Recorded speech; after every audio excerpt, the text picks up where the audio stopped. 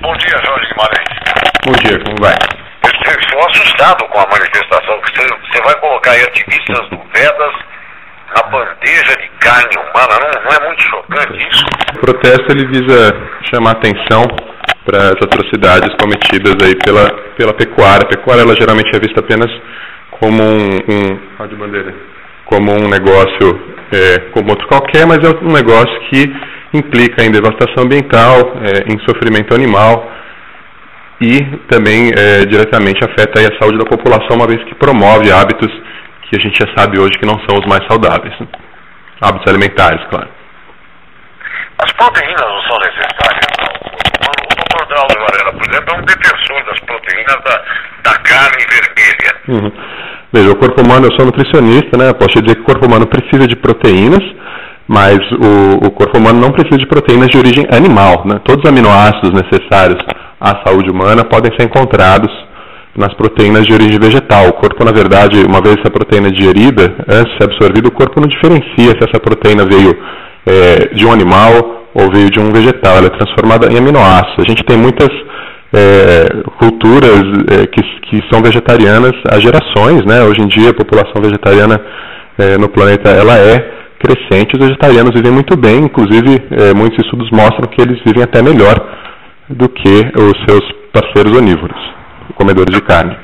Agora, Jorge, determinar ou estabelecer um movimento para acabar com o consumo de proteínas animais todos os vegetarianos, né? O boi é vegetariano, a vaca, o frango, o porco, todos conseguem aquele volume, todos os vegetarianos. Agora, é a mesma coisa que determinar que livro eu devo ler. Não apenas aquilo que eu devo comer.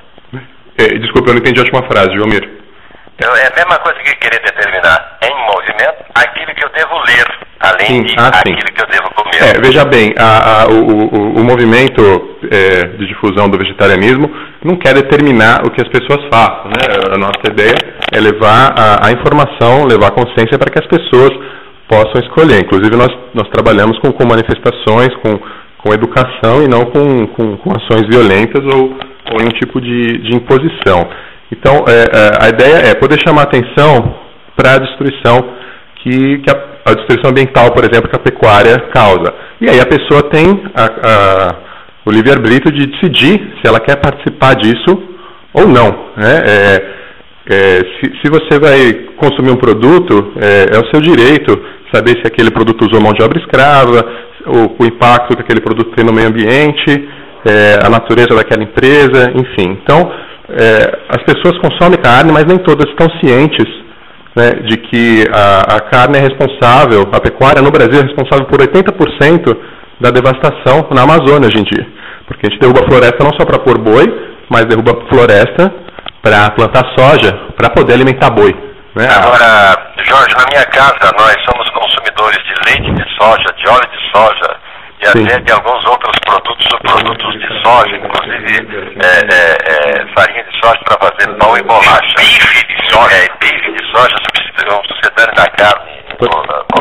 Pois não. Agora, e o impacto ambiental da produção da soja no Brasil, incluindo a soja transgênica, como é que fica? Pois é, Jomir, é isso que eu quis apontar antes, né? Apenas 1% da soja produzida no Brasil se destina ao consumo humano.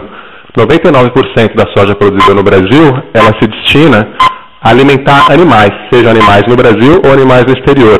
Então, quando quer que se meça o impacto ambiental da soja, você está falando diretamente da pecuária, né? 1% disso foi usado para alimentar humanos.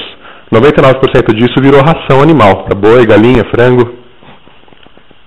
Bom, nós temos uma consciência até mais cedo aí no programa Pulo do Gato, comentei com o repórter Luiz Carlos Guedes que se dependesse de mim matar um bicho, eu seria vegetariano. Eu não resistiria ao olhar do boi para mim, ou do cabritinho, um mé. Não é? Agora, sobre a soja, ainda só para completar, no esmagamento dela nós temos 30% de farelo e 70% de óleo. E o óleo não vai propriamente para a alimentação animal. Ô Jorge, esse grupo Vedas, quantos integrantes tem? Eu nunca tinha ouvido falar no grupo Vegetarianismo Ético, Defesa dos Direitos Animais e Sociedade, e a partir de que momento você resolveu formar esse grupo? Bom, eu já trabalho com ativismo pelos direitos animais e e pelo vegetarianismo há alguns anos, já participei de diferentes grupos. O Vedas foi fundado há cerca de um ano. A gente não tem inscrições, portanto não tem membros. A gente tem é uma rede de ativistas, não só aqui em São Paulo, mas em outras cidades brasileiras. Já organizamos manifestações com 20 pessoas e manifestações com 600 pessoas. E hoje, o que você espera? Hoje é uma manifestação bastante direta, pontual, não é uma manifestação para reunir multidões, é mais para a gente poder dar o recado para os organizadores do Congresso e para a mídia e poder fazer ter uma movimentação suficiente para poder estar informando a população no local através da nossa literatura, dos nossos impressos, né? A gente está esperando cerca de 50 pessoas, né? Não é uma manifestação numerosa, ela não foi programada para isso, inclusive foi divulgada apenas 3 dias mesmo para os ativistas.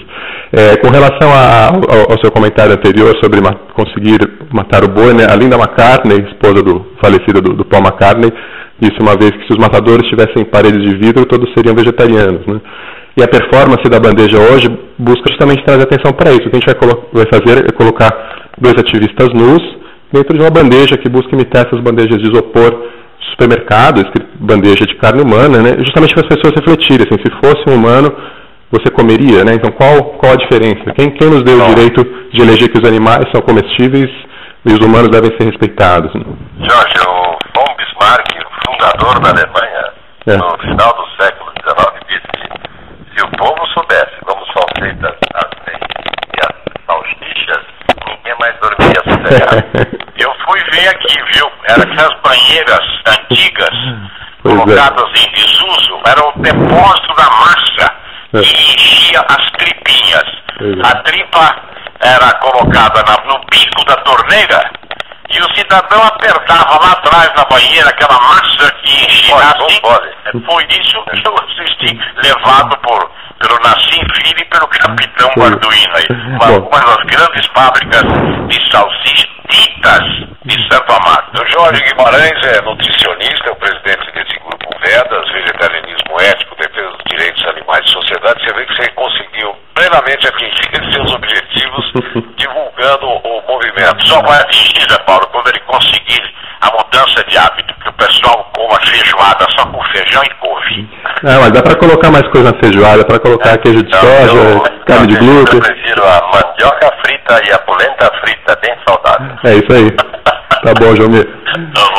Jorge, um grande abraço aí e parabéns aí pela iniciativa, que pelo menos lança uma discussão sobre as... Vocês começaram combatendo a farra do boi, foi isso? Aquele grupo começou na época, aquela barbárie que era praticada, ou é praticada? Ainda né? Esse ano a gente teve muito incidente de farra do boi. O Vedas, ele não teve nenhuma ação dirigida, a gente apenas se associou a outros grupos com relação ao farra do boi. A gente trabalha não só com pecuária, mas com outras questões relativas aos direitos animais, mas com a farra do boi especificamente não fomos nós que nos envolvemos. Tem muitos grupos de direitos animais atuando aí pelo Brasil. Quem quiser saber um pouquinho mais, tem o site que é Vedas, com D duplo, né? veddas.org.br. Vedas, com 2 Ds de dados, veddas.org.br. Bom dia, Jorge Guimarães. Bom dia, obrigado. São 9h20 e a revista